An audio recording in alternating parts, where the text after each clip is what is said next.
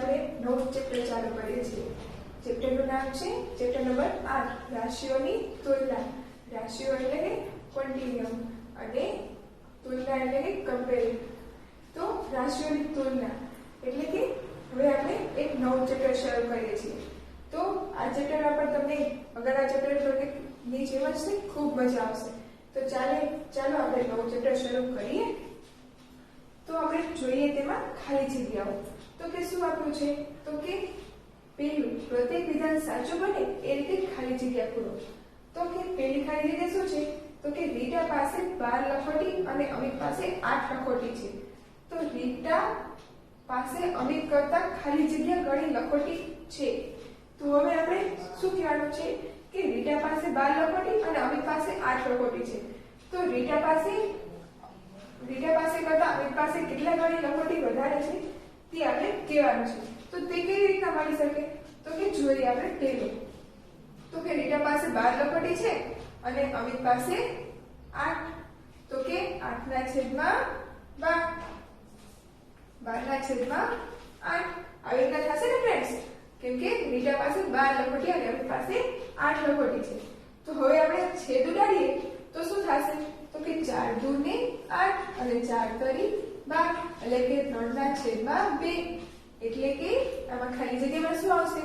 તો કે 3 ના છેદમાં 2 એટલે કે રીટા પાસે 12 લખોટી અને અમિત પાસે 8 લખોટી છે। તો રીટા પાસે અમિત કરતા કેટલી ગણી લખોટી છે? તો કે 3 ના છેદમાં 2 ગણી। હવે જોઈએ આપણે તેવી જ રીતના બીજું। તો ફ્રેન્ડ્સ તેમાં શું કહેવામાં આવ્યું છે? તો કે ઉમા પાસે 10 પેન છે અને ગીતા પાસે 25 પેન છે। તો ઉમા પાસે અને ગીતા કરતા પેન ખાલી જગ્યા ગણી છે।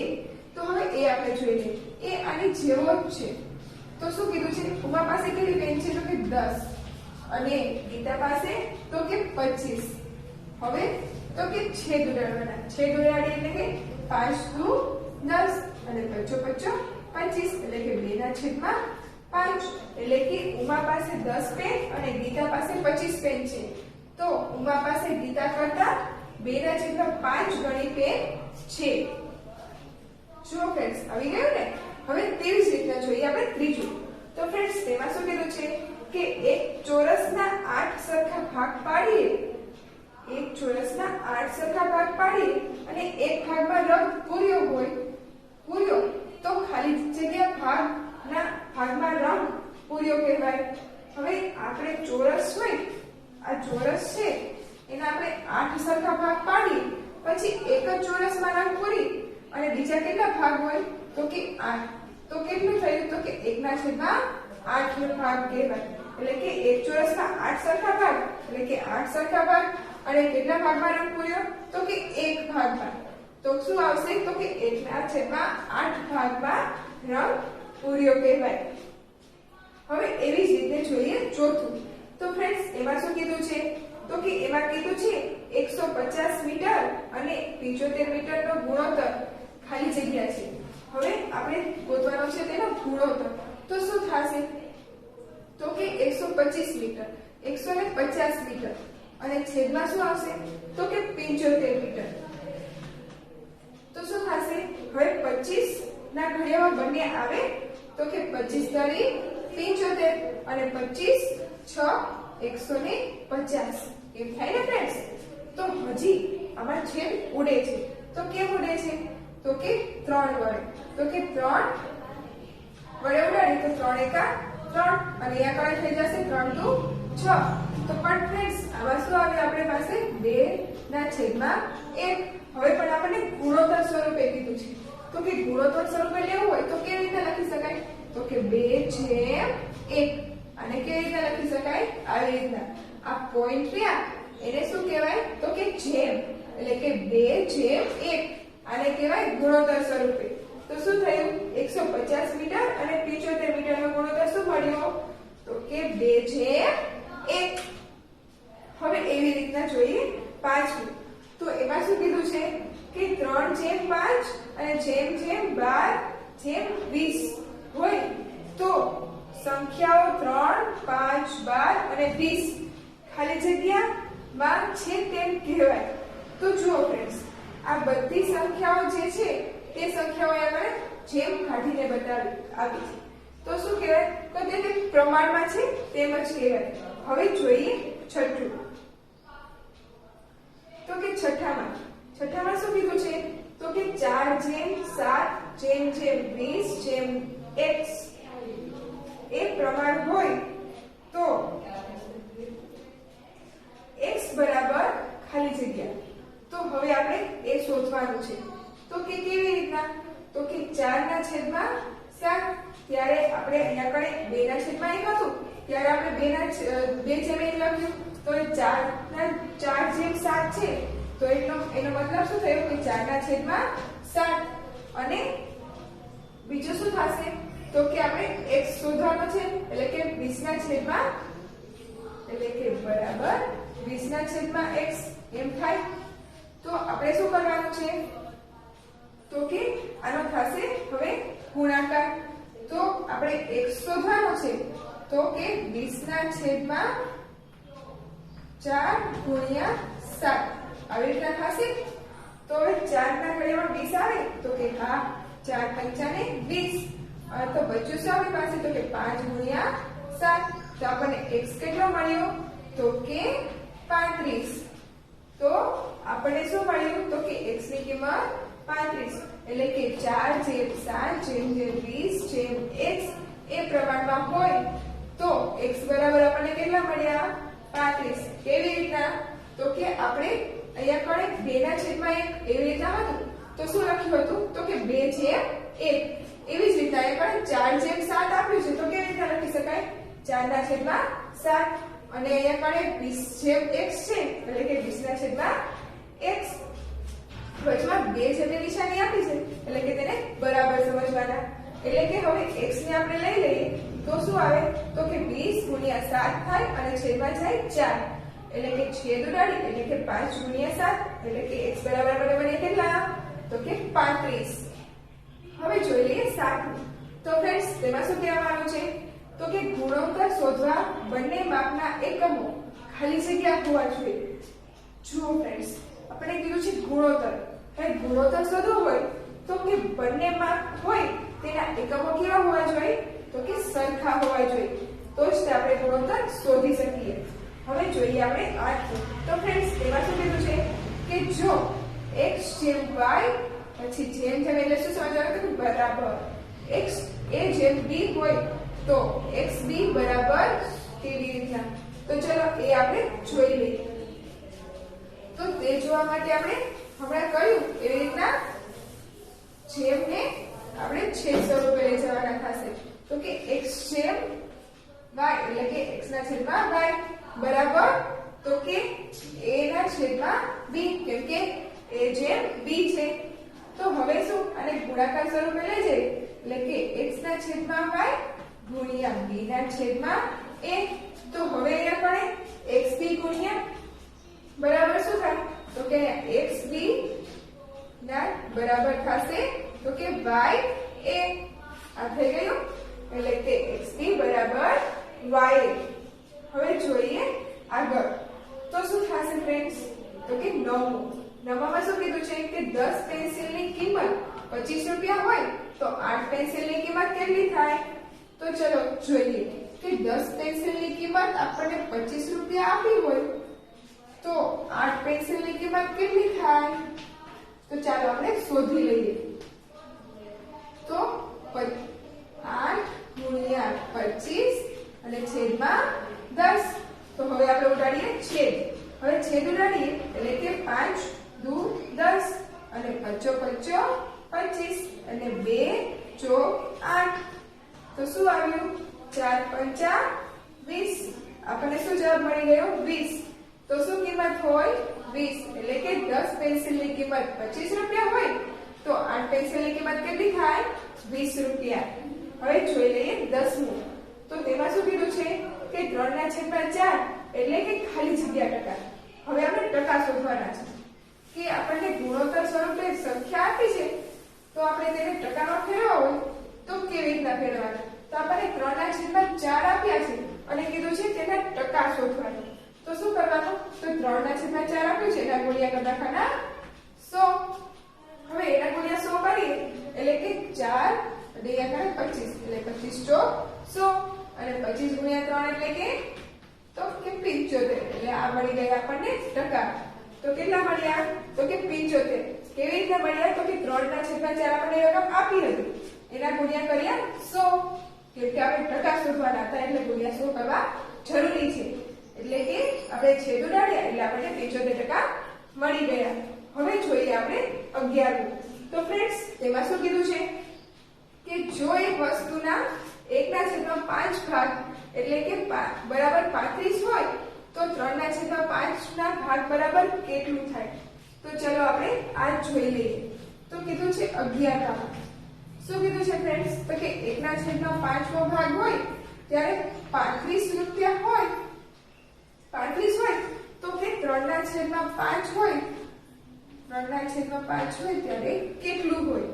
તો હવે આ રકમ ને આ રકમ બે આવશે અંશમાં એટલે કે 3/5 ગુણ્યા 35 અને છેદમાં 1/5. તો હવે આ છેદમાં અહીંયા અંશના છેદમાં છે તો એ છેદમાં વયા જશે અને આ છેદના છેદમાં છે તો એ અંશમાં વયા જાય એટલે કે 3 ગુણ્યા 35 પછી શું થશે? આ 5 રહ્યા એ અહીંયા નીચે આવી ગયા અને ગુણ્યા આ એક એમના એક રહ્યા. તો હવે આ 5 રહ્યા એ છેદના પણ છેદમાં છે ને એટલે અંશમાં વયા છે એટલે કે અહીંયા 5 વયા જશે. તો હવે આ 5 અને આ 5 ઉડી ગયા. તો આપણી પાસે શું બચ્યું? તો કે 35 ગુણ્યા 3. 35 ગુણ્યા 3 એટલે કેટલા થશે?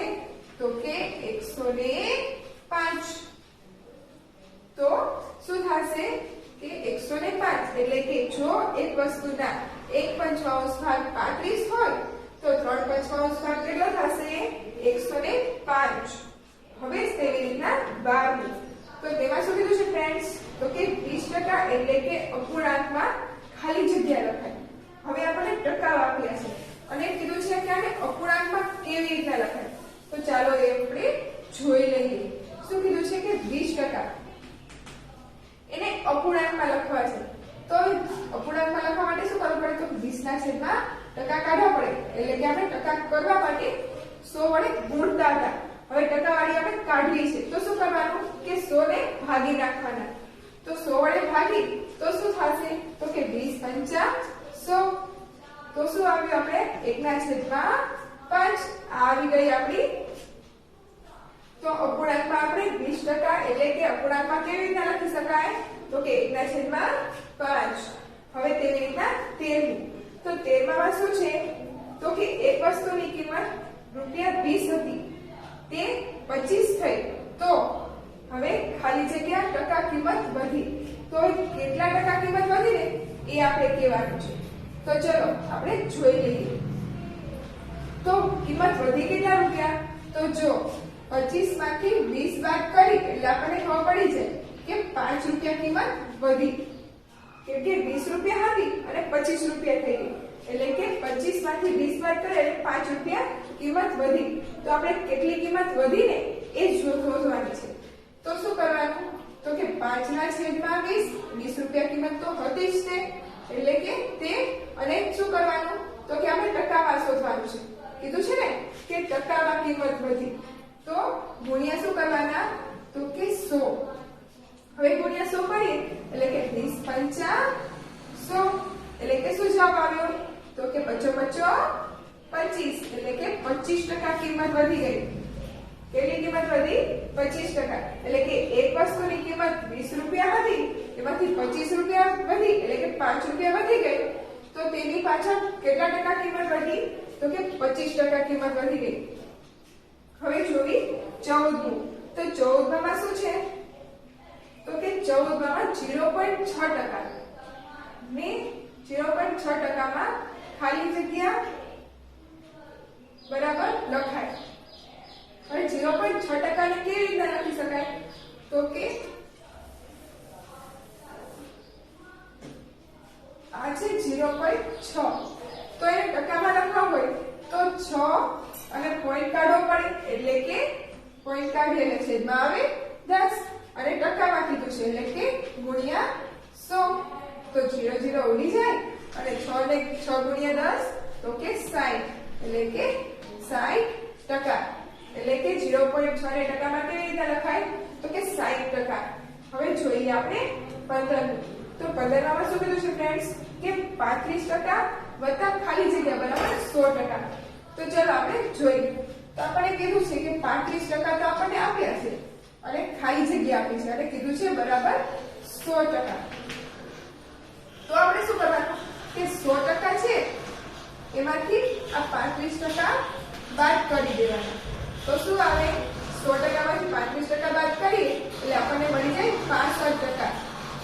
તો આમાં શું આવશે તો કે 35% વત્તા 65% બરાબર 100%. તો ફ્રેન્ડ્સ મળી ગયો ને જવાબ. હવે એવી જ રીતે આપણે જોઈએ 16. તો ફ્રેન્ડ્સ એમાં શું કહેવામાં આવ્યું છે કે 60 વિદ્યાર્થીઓના વર્ગમાં 12 વિદ્યાર્થીઓ પાસે સાયકલ છે તો ખાલી જગ્યા ટકા વિદ્યાર્થીઓ પાસે સાયકલ છે. તો હવે આપણે આ જોઈ લઈએ. તો કે શું કીધું છે કે કેટલા વિદ્યાર્થીઓ પાસે છે તો કે 60 વિદ્યાર્થીઓમાંથી 12 વિદ્યાર્થીઓ પાસે સાયકલ છે. એટલે કે 12 વિદ્યાર્થીઓ પાસે સાયકલ છે અને કુલ વિદ્યાર્થી કેટલા છે તો કે 60 છે અને આપણને કીધું છે કે ટકામાં શોધવાનું છે. તો કેમ કરવાનું ગુણ્યા 100 આમ થશે ને ફ્રેન્ડ્સ. તો હવે આપણે છેદ ઉડાડવા પડશે. તો છેદ ઉડાડીએ તો પેલા 0 0 ઉડાડી દઈએ. પછી 6 દુ 12 એટલે કે 2 ગુણ્યા 10 એટલે કે 20%. આ મળી ગયો આપણને જવાબ. એટલે કે 60 વિદ્યાર્થીઓના વર્ગમાં 12 વિદ્યાર્થીઓ પાસે સાયકલ છે તો કેટલા ટકા વિદ્યાર્થી થયા તો કે 20% વિદ્યાર્થીઓ પાસે સાયકલ છે. હવે જોઈએ આપણે 17. તો એમાં શું કીધું છે ફ્રેન્ડ્સ કે પારુલની માસિક આવક 8000 છે તો તેમાંથી તે રૂપિયા 7000 ખર્ચે છે તો તે ખાલી જગ્યા ટકા બચત કરે છે. તો ફ્રેન્ડ્સ આપણે કીધું છે બચત કેટલી કરે છે. તો તે માસિક આવક એટલે કે તેનો 8000 તો તે માસિક કમાય છે અને 7000 તો ખર્ચી નાખે છે. તો તેની પાસે બચે છે કેટલા તો કે 1000. તો હવે 1000 એ શું થઈ એની બચત થઈ.